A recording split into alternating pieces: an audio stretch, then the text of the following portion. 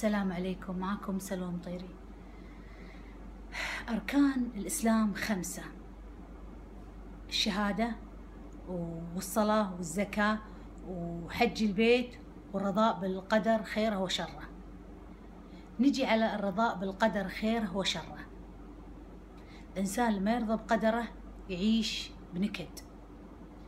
أنا في سنة 2001 جاء واحد اسمه أبو مبارك كتب علي ورقة وقال لأبوي سلوى بحكم السبية. أنا زعلت زعل رهيب واعترضت، وطول الفترة هاي كنت أتزوج.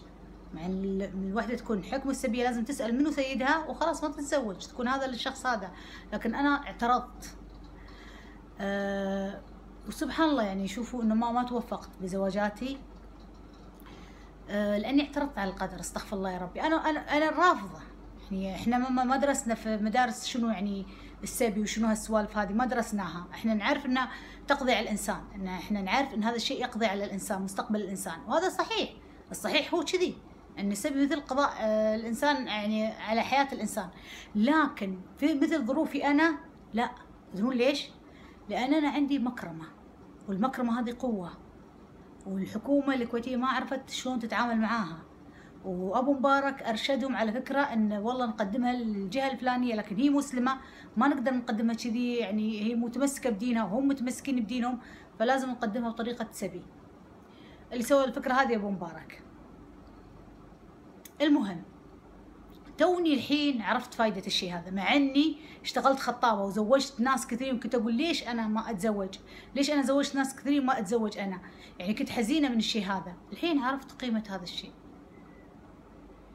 السنة هذه عرفت ان اولا السبي ينفع مثلا وحدة دينها غير عن دين الشخص، ووحدة تكون يعني تهدد الجيش او فيها قوة.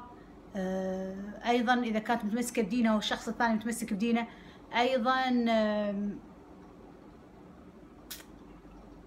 هو حكم السبي اشياء كثيرة موجود في الثلاث ديانات، اليهودية والمسيحية والاسلام. انزين الحين اللي انا يعني وصلت له ان ما دام في دولتين، حسب الرؤيه اللي شافها الشيخ، ما دام في دولتين تتآمر علي وعن طريق انهم يدزوا لي رياجيل عشان ياخذون مني معلومات اني انا نفسي اجيب ولد، لا، انا راح ارضى بقضاء الله وقدره، وراح ارضى بالحكم الاولاني اللي هو بسنه 2001 اني انا سبيه حق شخص وانا عارفه الشخص هذا منه، واصلا من قبل لا انسبه انا شايفته، وبعدين عاد تم سبيه، شافني وعجب فيني وقال خلاص. على العموم انا راضيه بامر الله وقدره، وانا اطلب منها الحمايه، انه يحميني من هالدول هذه اللي قاعده تتآمر علي. لان الدولتين اللي ذكروا بالحلم ليس الدول اللي انا اعطيتهم معلومات، لا، هذه الدولتين ما اعطيتهم معلومات. فقال لي الشيخ في دولتين انت ما تعرفينهم قاعدين يتآمرون عليك وبيضغطون عليك، فانا راح اكون مع الشخص اللي اساسا اول واحد اختارني، واللي اساسا يعني كل زواجاتي خربت، لان صراحه غلط اني اتزوج وانا اساسا ما الشخص اللي سباني ما قال لي انت حره. ويكفي ان الدول كلها محترمته. يعني شوفوا انا ايش كثر اعلنت عندي مكرمه، ما حد قدر يقرب صوبي. ليه؟ لان محترمينه. انا اقول له انا زعلتك بالفتره اللي طافت اني كنت اتزوج الرجال، وانت هذا الشيء زعلك. ايضا انت ما ترضى اني اتكلم عن اي رجال.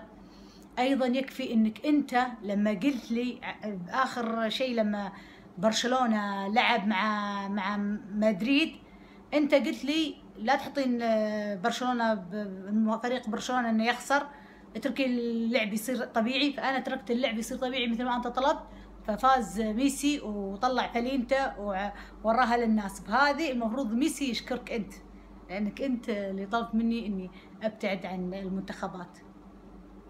فيعني انا انفذ كلام الشخص اللي اول واحد اختارني، او تخيل اول واحد بحياتي، ترى هو اول واحد اختارني من بعد زوجي ابو بنتي. طلقت كان عمري 28 سنه، اول شخص اختارني هو.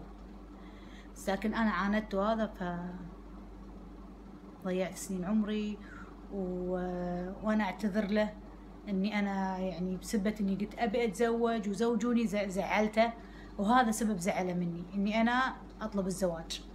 لكن الحين انا اسفه، انت عارف اني انا مطيعه، دليل انك لما قلت وخري على المنتخبات وخرت وصار اللي انت تبيه، وانا مطيعه. ويكفي اني انا لما مره سألت واحد من موظفينك أنا بحكم كذي عنده، قالوا لي إيه. فأنا جتني حالة يعني قعدت أبكي عند البحر وحزينة كنت، فجيت أنت وقعدت بجنبي وقلت لي ما حد راح يهينك، لا تخافي ما حد راح يهينك. كانت لحظة حلوة ترى. اللي أنا حابة أقوله، أنا من إيدك اليمين لإيدك اليسار، كفي إني أنا عانت طول هالسنين وقلت حق حكوماتي أنا شنو أمتلك وأنا أنتسب لمنو من الصحابة، وأنا يعني قلت كل شيء، لكن لازالوا مصرين إنهم يكون الكلام الأولاني إني أنا تبعك. أنا راضية بهذا الشيء، ويكفي إنك طول هالسنين كنت معاي تدربني، يعني سنين عمري ما ضاعت، بالعكس أنا كنت تحت تدريبك. يكفي إني أنا أعطيتك أفكار حلوة عن تربية ابني وأخذتها أنت، والحمد لله. بالعكس أنا سعيدة جدا إني يمكن 1% ضفت لشخصيتك، يمكن 1%، والباقي الناس الخبراء الثانيين اللي تعرفهم، لكن هذا الشيء يكفيني يعني يسعدني جدا. وأنا أعتبرك ابني، اعتبرك اخوي، اعتبرك ابوي، اعتبرك صديقي، اعتبرك سيدي، اعتبرك كل شيء في الدنيا. يعني انا طالع الله ثم طالعك. اتمنى انك تسامحني، اتمنى انك تسامحني، وانت تعرفني اذا انت امرتني اصلا ما افاوض. انت لاحظ الشيء هذا، ما افاوض بامرك، فكل اللي تامر فيه على راسي. وفي موضوع انت طلبته مني وانا راح نفذه،